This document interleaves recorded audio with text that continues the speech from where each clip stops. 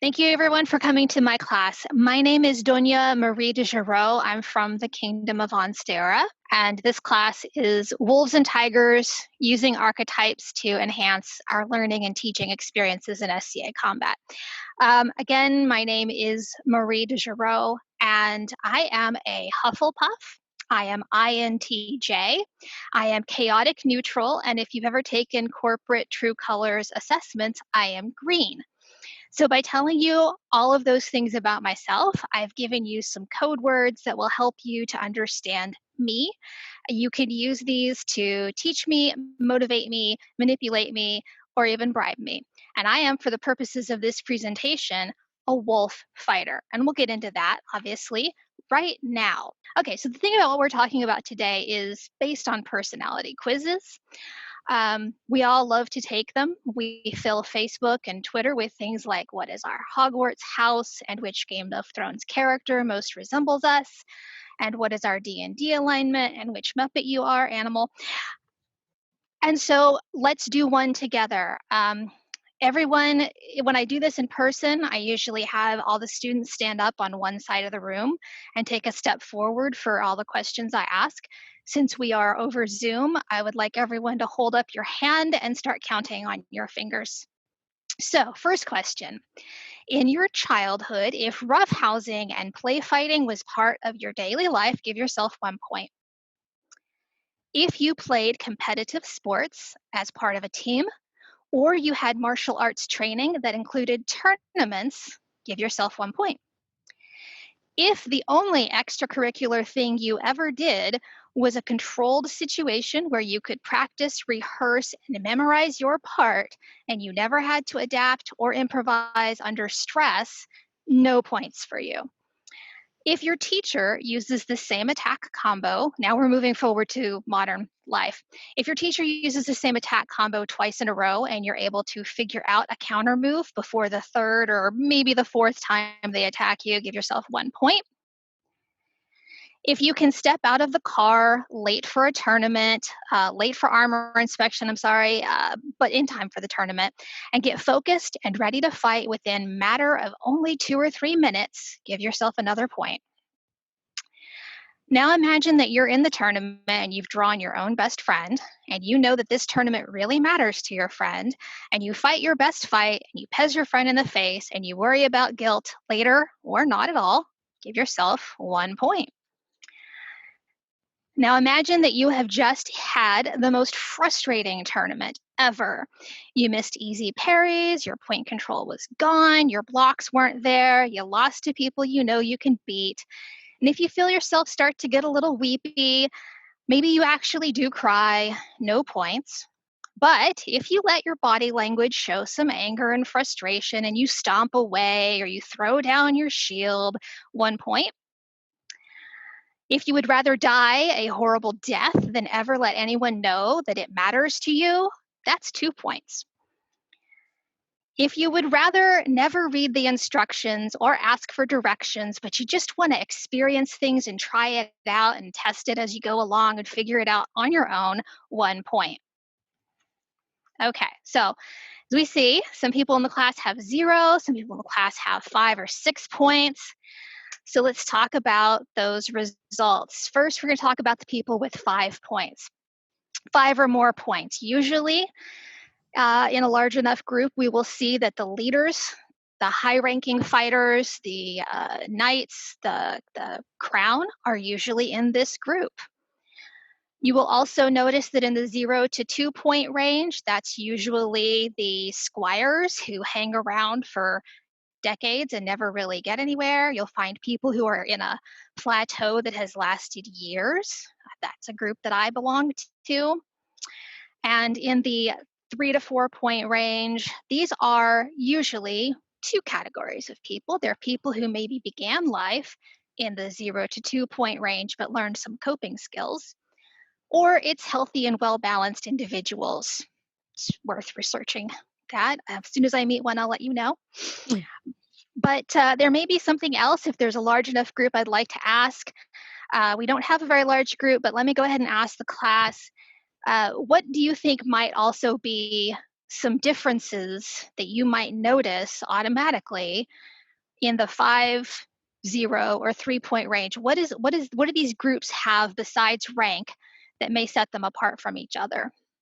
One thing I'll note right away is every single time I've taught this class, the 5-point range people are predominantly male, and the 0 to 2-point people are predominantly female.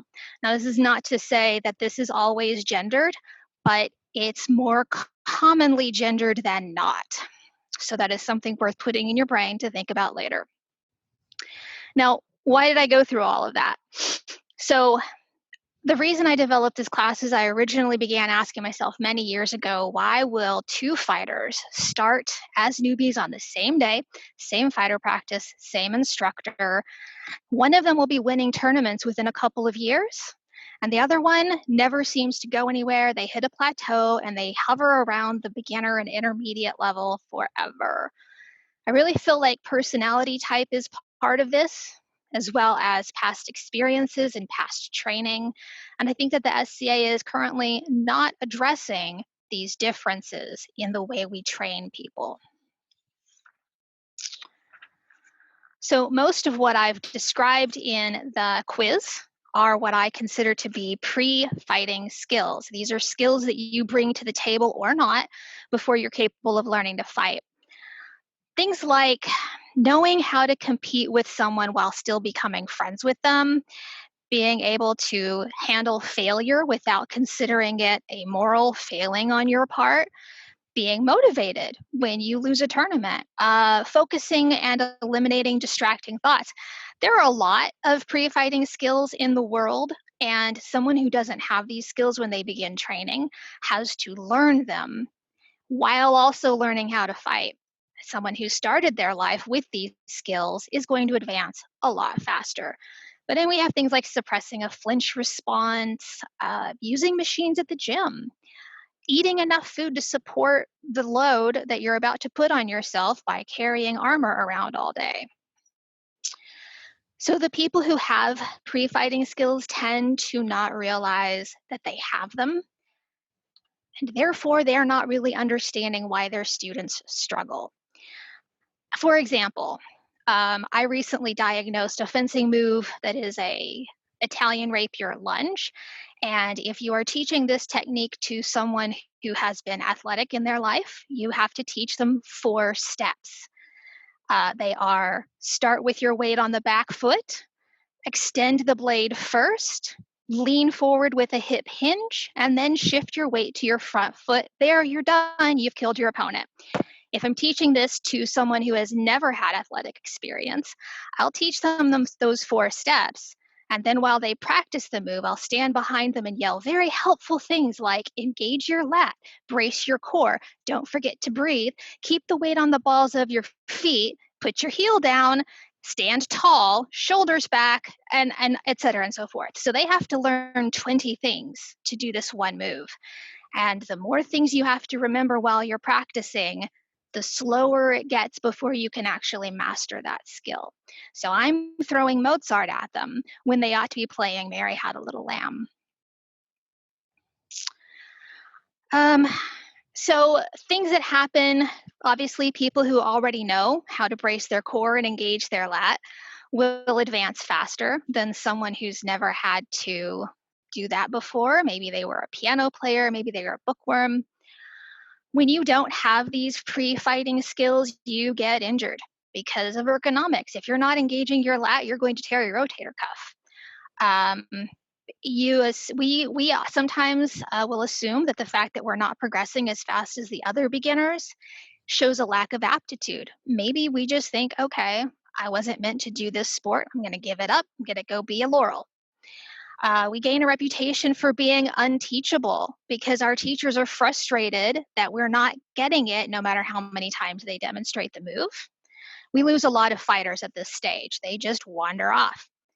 The important thing to remember is if you only teach your students exactly the same way that you like to learn or that worked for you, then the only students who will excel and graduate are the people just like yourself. How often in life do we encounter people who are just like us? Mm-hmm. Rarely. So we're going to lose a lot of people. We're going to lose students because we haven't prepared ourselves to teach people who are different than us. So to help with this, I have prepared a chart. So this is inspired, I didn't just make this up, this is inspired by an article on a website called boxrussellfence.com. The article name is When Equal Isn't Equal. I began with their chart and I have modified it with things that I've learned from my experiences and my friends and my students. I also spent a lot of time reading about sports psychology because it's not taught in the SCA. I had to go and learn it. This chart is also a work in progress. So when I teach this class next year or 2 years from now, it's going to have different things on it because I'm continuing to learn more about my different students and how they understand the world. Also, typically you'll see personality charts have 4 sections, but I am a volunteer in a volunteer organization, so you get 2 sections. So here it is. Briefly going across the points in the chart, and then we'll deep dive into several of them in a moment. But first line, we all love swords. That's why we're here. Given, we love swords. But the fighters that I'm calling wolf fighters will thrive in a cooperative practice, and the fighters I'm calling tigers will thrive under a competitive environment. Wolves are demotivated by failures, and they assume that losing means that they're not aptituded or talented for this thing. Tigers will be motivated by failure. They will work harder. They will have a new focus for their next practice. They will just consider it data. Wolf people, it takes us 20 minutes to warm up, get our brain engaged. Tigers can just turn on the adrenaline when they feel like it. Wolf mindset people tended to have been raised in an environment where roughhousing was for special occasions only, like maybe your favorite uncle comes over for Thanksgiving and he throws you in the air, and that is your experience of roughhousing the whole year. Whereas tiger people tend to have been raised in an environment where wrestling with each other and punching each other in the face is just a typical school afternoon.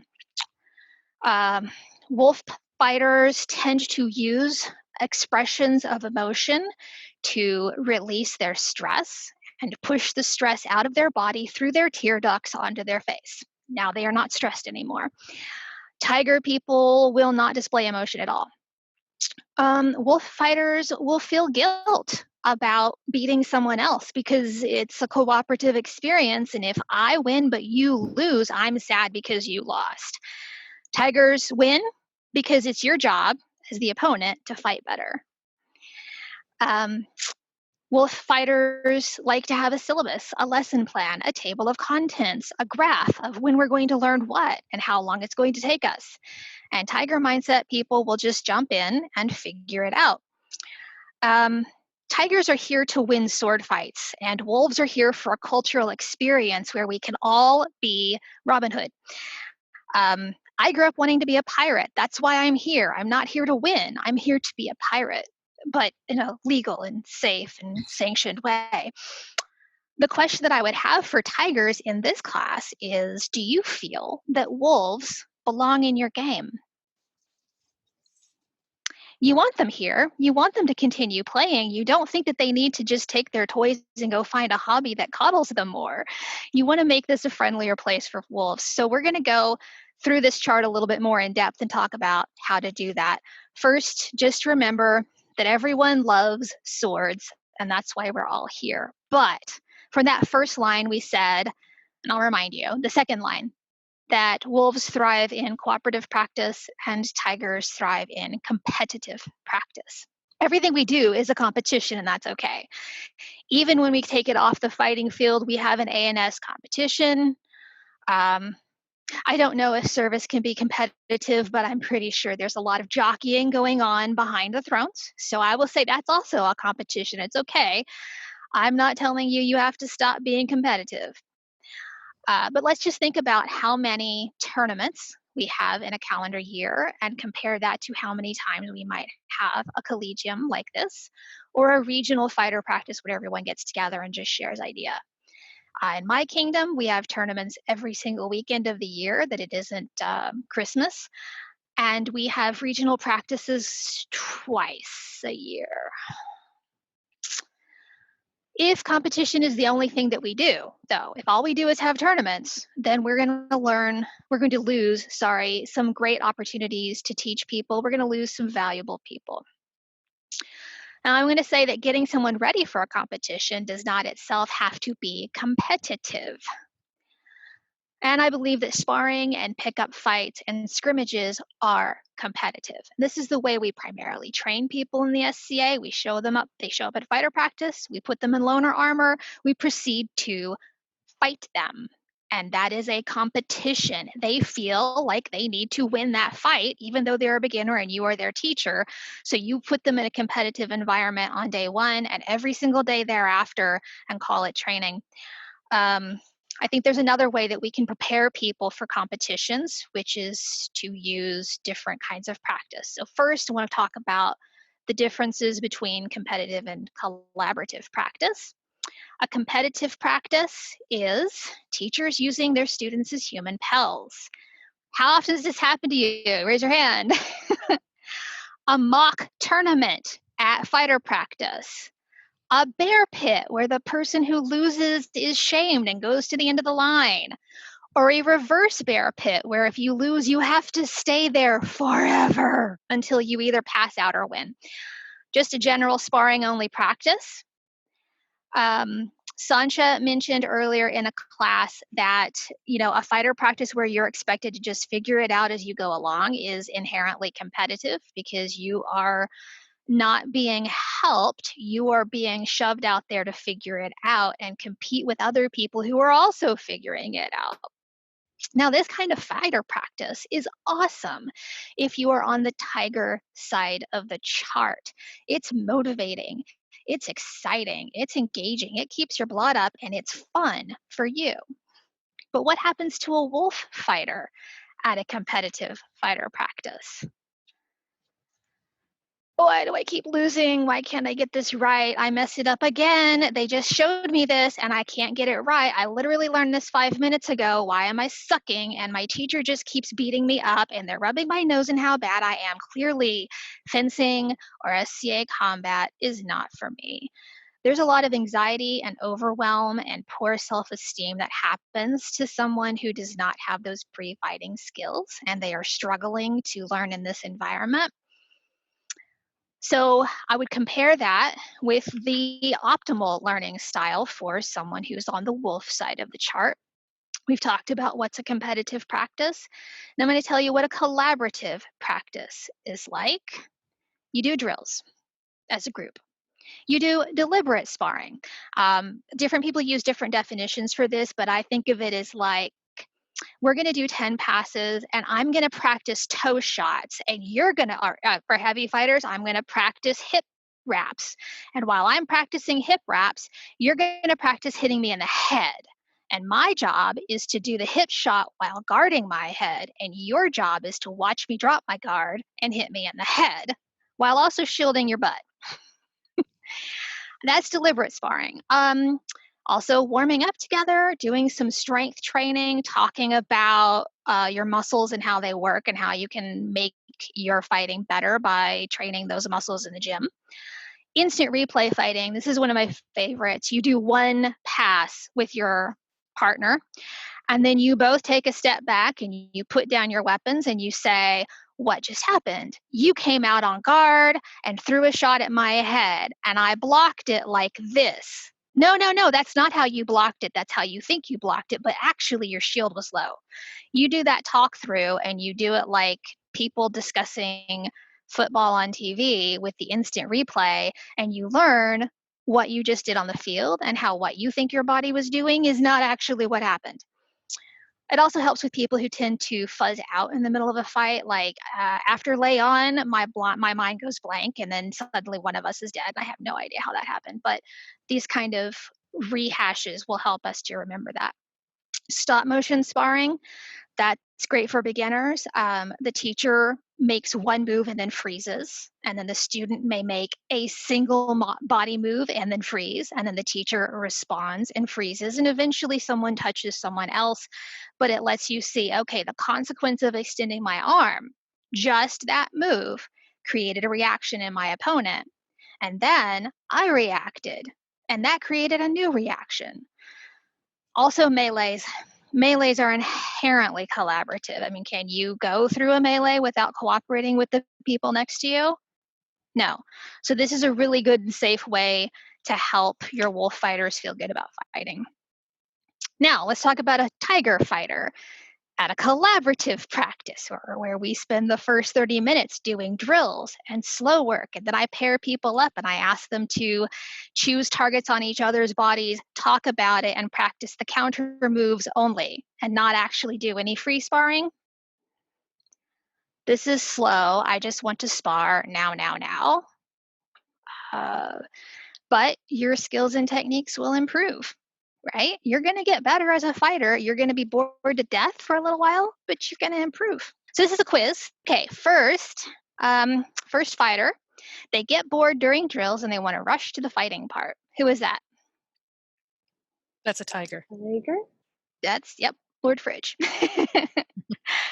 They want to do drills until they are ballet perfect with every single motion. Wolf. Definitely a wolf. Now, as a teacher, when you encounter a fighter like this, what is your assumption before you took this class? They wanted too much to be perfect. Okay, now why do they want to be perfect? Do you have an opinion about that? Honestly, perfect form makes a perfect practice makes perfect. Makes perfect. Yeah, exactly. I have heard it said behind their back that fighters who want to be ballet perfect are shy or they are afraid of sparring.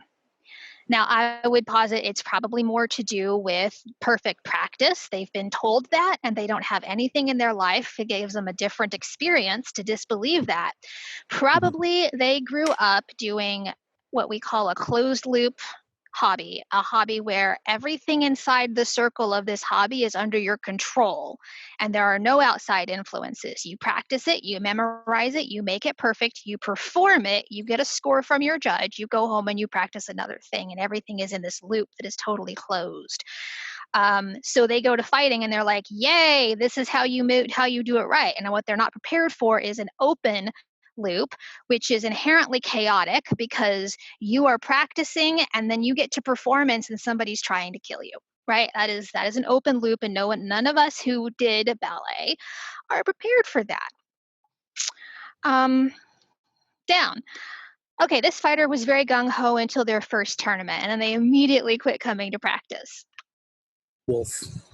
Yeah, absolutely. They had a negative experience and they felt like they failed. They flunked out. It's not for them. This fighter gets very upset when a newer fighter leapfrogs them in a tournament. And in fact, this fighter may avoid entering future tournaments if they are not 100% in tip-top fighting shape because they don't want to be embarrassed. Wolf. This actually applies, I think, to both. You'll see it more commonly with beginner wolves, but when you get to the advanced tigers, how many knights retire because they can't keep up anymore, right? And it's not that they're injured, it's just that they feel like they've gotten old and slow and they don't want to be embarrassed on the field. Also, these fighter types that I've gone through, I'm talking a lot about beginners here, but this applies to teachers as well as students. Teachers, we may know that drills are very important, but we may rush through them because we're more interested in the sparring side of fighting, and vice versa. So, if we're crushed for time, we're going to do the thing with our student that is the most exciting to us, regardless of what that student really needs, because we're all humans. You've been given the advice to treat every practice as if it were a tournament and treat every tournament as if it were crown. Who does that really serve? Tigers or wolves? Tigers. Tigers.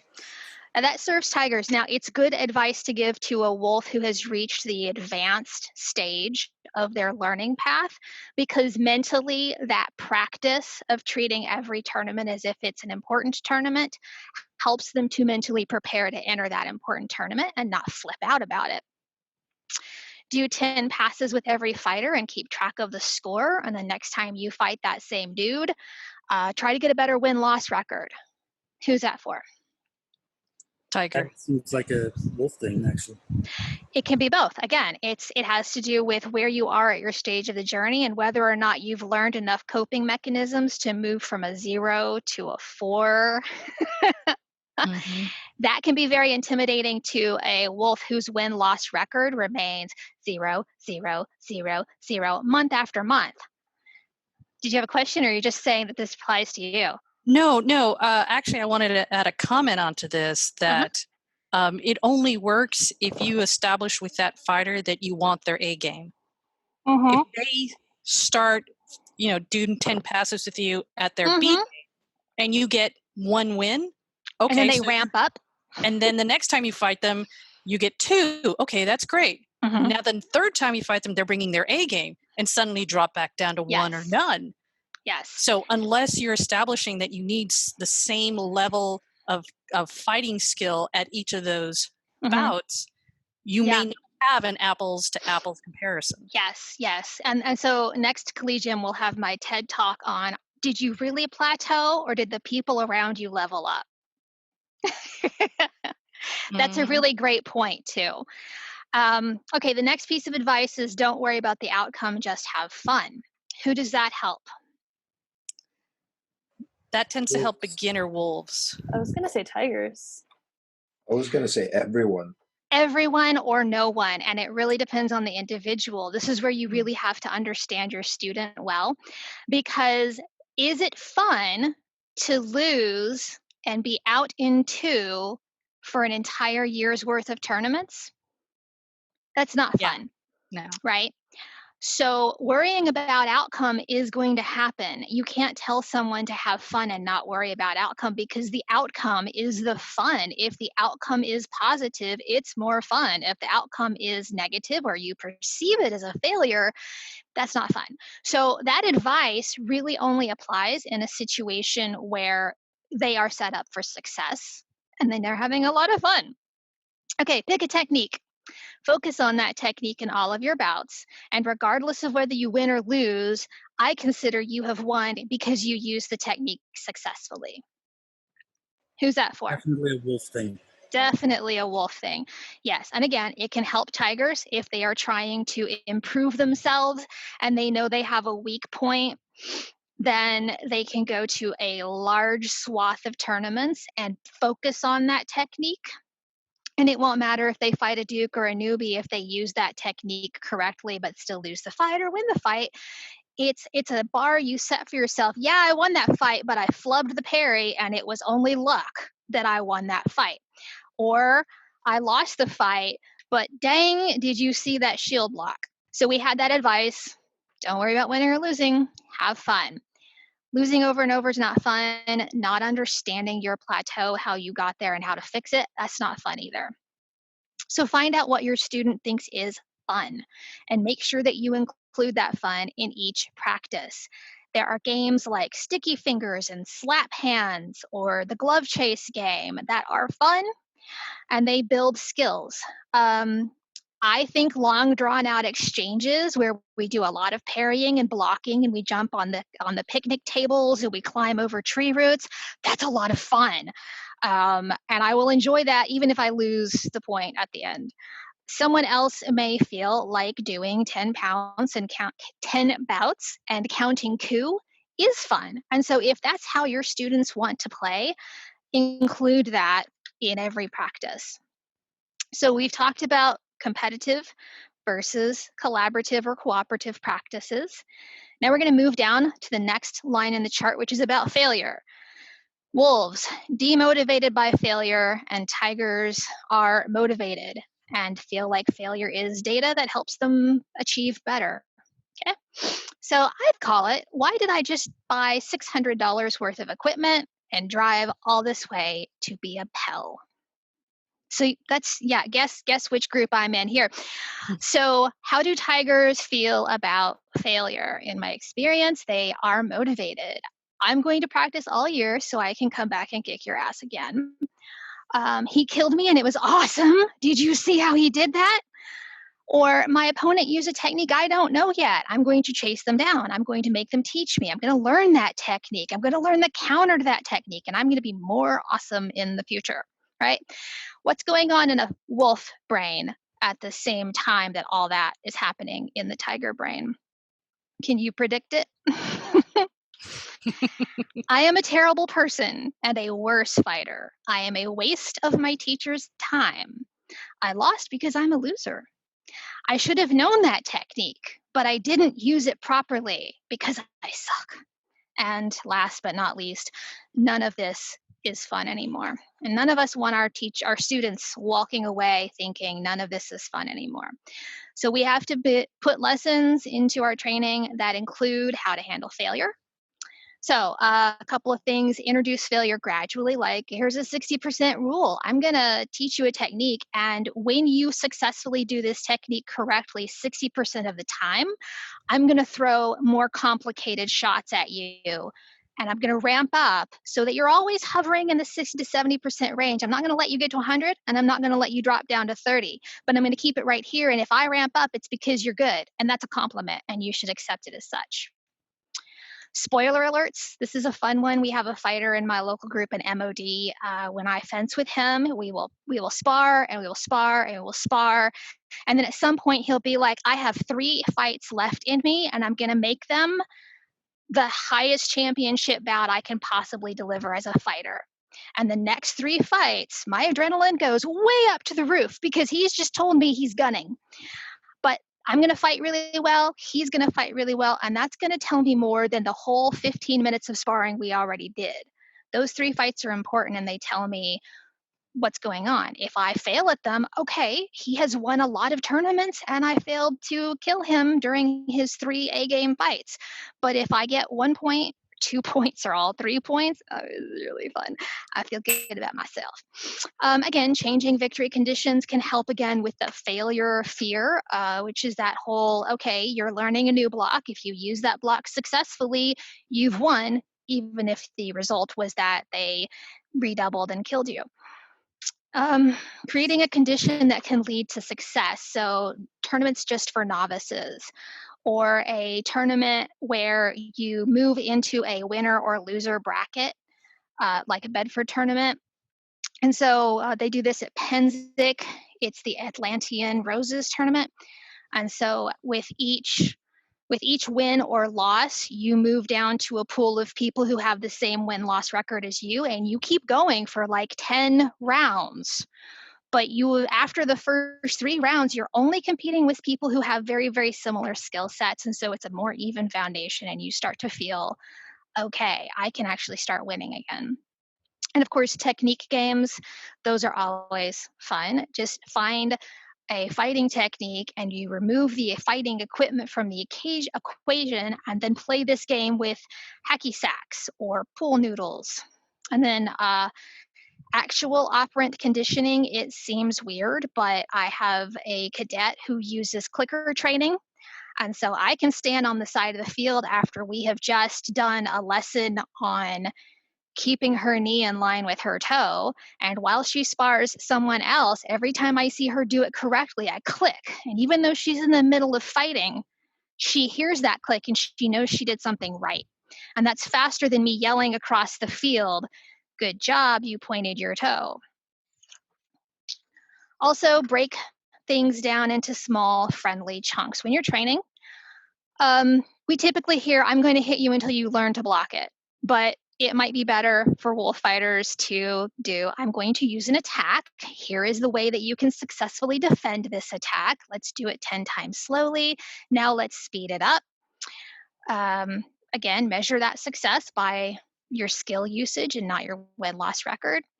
And of course, removing the sword from the equation is a really great way to remove that fear of failure. This is not because people are afraid of the sword, but because having a sword and a stance and a shoulder posture and engaging your lats and engaging your core, it's a lot of stuff to remember.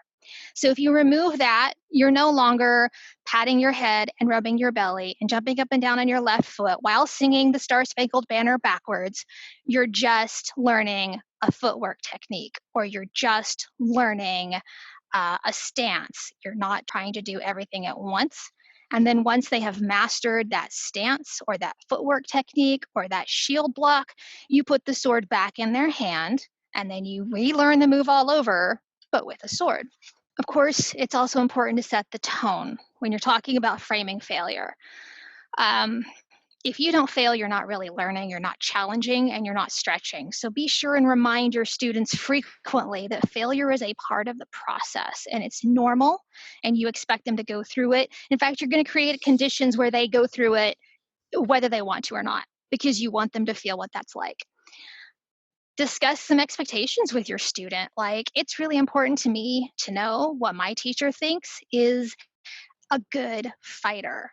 Like, am I only good if I win every tournament, or am I good if I show proper form and live through 3/4 of how long the fight should usually last? That's an important range to know where you land and where your teacher wants you to be.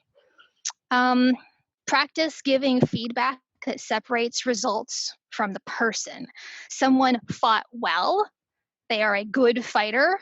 They fought poorly, they're still a good fighter. Maybe. Those are things to know. And for students, you want to practice that self-talk that is about what you did and not who you are. So I will say, I missed that block. I'm still a good fighter. I need to work on my footwork, but I'm still a good fighter. Sparring partners, don't let other partners use negative self-talk. If someone says, I suck, you correct them gently. No, you just lost a fight. That's all that happened. You don't suck. At this point, we've covered 3 lines of the chart: love swords, competitive versus cooperative practice, and how people handle failure. And now I'm going to pretend everyone in this class are tiger fighters. I'm going to tell you to jump in and figure it out for yourselves, because this chart goes on and on and on, and can go on a lot longer. But every part of this is important to know about yourself and important to know about your students. These are the things that I see as differences. It's important to know where you and where your students fall on the scale.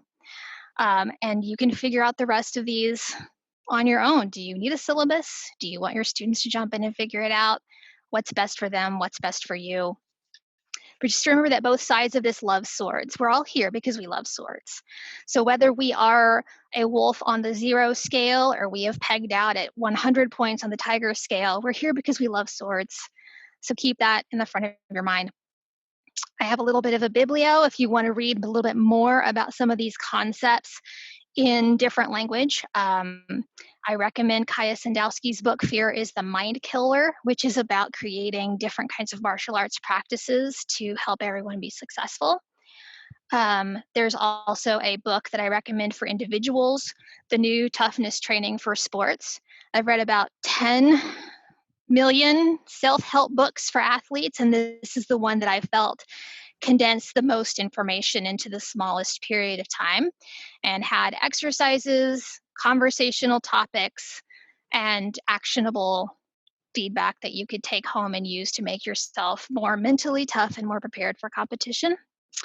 And then particularly this book called Games Girls Play, which is very helpful if you train young ladies or teenage athletes. But even as an adult, I have found it very helpful for understanding how my past experiences shape my fighting now. And I sort of coach myself now with this in mind. Even as an adult, it has been very helpful to me. So that is the whole presentation.